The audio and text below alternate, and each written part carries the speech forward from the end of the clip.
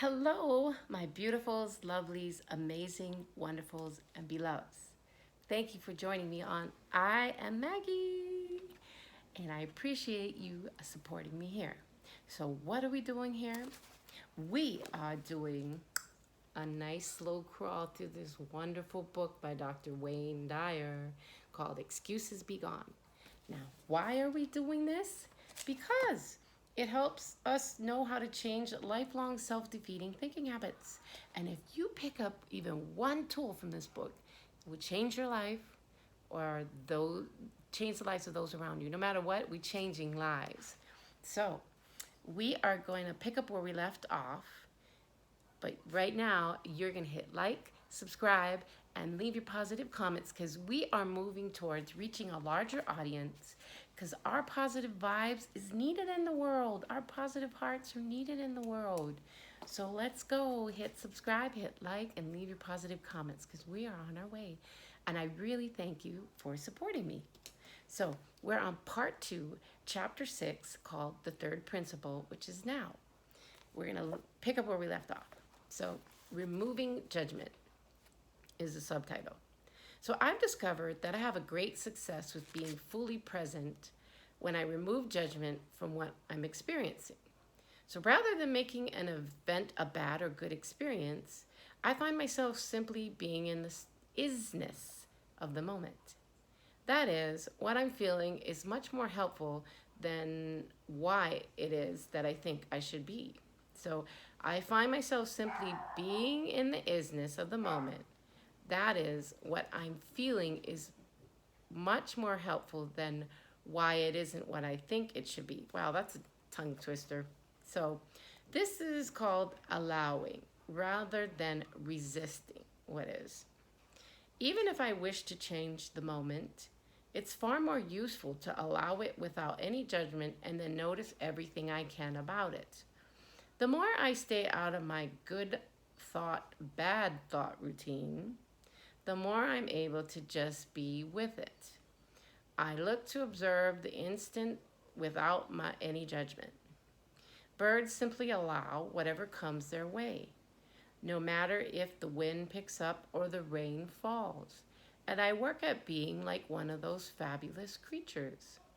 Yeah, nature is just the most wonderful example because as you watch nature, and even when you watch what's been going on in the planet and how the earth continues to, she is becoming more conscious, she's still like coming in. She knows she's going to do what she needs to do to upgrade this earth. So as you just watch nature, it's such a great example of getting in the flow. Okay, so we'll go back. The way I do so is ask myself this question: what's happening right here and right now, independent of my opinion about it? In reality transurfing, Renee Garcia calls this dropping importance. So then I notice all that I can take in: the sky, the wind, the sounds, and the light, the insects, the temperature, the people, the judgments, everything. And I stay free of opinions. And I just let myself be in these moments. I don't need an excuse for anything. So, this is a great exercise to just begin to witness yourself in environments and, like he said, the wind, the air, and then you begin to notice the monkey mind and the chatter and the judgments, or you start to notice, judgments around you, or whatever's going on. It's really powerful because it helps you to begin to like release some of that and just be in the moment and be in the now and enjoy yourself.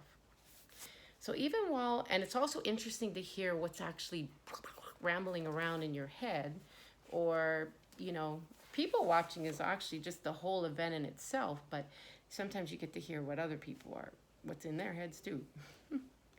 So even while I sit here and write, I'm practicing being present and simply allowing the words to flow through my heart to my hand and onto the page with a total absence of judgment. And when I eat my lunch, I work at just being present in a state of gratitude for my food and the experience of eating, rather than using those moments to think about all that I have to do in the evening or passing judgment on the taste, color, or smell of my lunch experience. And of course, he's not saying eat spoiled food, okay? So we're always part of common sense here. I try to keep my mind that whenever I react against any form that life takes in the present moment, I'm treating the now as some kind of impediment or even as my enemy. So sometimes you want to take note of that. We talked about this before, looking at things in the field of, everything's possible versus going to the obstacle thoughts, right? So when we're making the world our enemy, that's what we're doing. We're immediately tapping into the field of difficulty. But we want to get into the flow. And so here we go. As a child, you knew how to be totally present. I encourage you to become an observer of little children. Of course, guys, little healthy children, if you know, that's a story for another time, but notice how they don't react to every single disturbance in their world and how they're in the moment and then in the next moment and so on. So children's innocence, like the Bible says, you cannot enter the kingdom of heaven unless we become like children.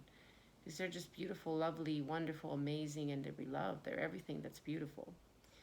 And so, unless somebody is not doing right towards the children, that's how they'll be. You can use this kind of non-judgment to practice your new explanation-free identity. So total immersion in the present without judging, that is, simply allowing yourself to be, is a great way to rid yourself of these long-held thinking habits that I'm calling excuses. Because when you're in the now, you're taking in everything that's now. It's like a rich drink. You're not going to be like sitting in anxiety, worry, fear. You're going to be more in this being state and also this action state within the being. So you're going to be creating because you are a creator. So what are we creating? So be without judgment and you'll never feel the need for some tiresome excuse to use up your precious seconds, such as it's never happened before, I'm too old, or it will take a long time, blah, blah, blah, blah, blah. Even as you say that, you just know, not true. So instead, you'll be in the now, welcome your constant present moment companion, your source of being, which knows nothing of excuses and doesn't know how to be anywhere but here, now. So as one of my spiritual predecessors, Dale Carnegie, once wrote, one of the most tragic things I know about human nature is that all of us tend to put off living. Don't put off living. We are all dreaming of some magical rose garden over the horizon, instead of enjoying the roses that are blooming outside our windows today. Become one in the present with all of the roses and show up in your life. And also just kind of remember the progression of development of the rose from being planted in the ground to coming up through whatever environment. If it's in New York, it might be coming out of the concrete, Chicago, wherever, or even Honolulu. It could be coming up out of the ground, or it could be in this beautiful, fertile, whatever it is, it's the process, and you cannot stop the rose from blooming and being beautiful. So thank you so much for joining me. I so appreciate your support, taking the time. Now it is time to hit the like button, subscribe, and leave your positive comments because we want to reach a larger audience. And I so appreciate your support in this process. It is just such a joy to get to tap into this energy, frequency, and vibration with you. Whenever you're tapping into this channel, I can feel it and I appreciate you. So I know you're all having a wonderful day because that's what you are. All right. And you know what's next. Peace in, peace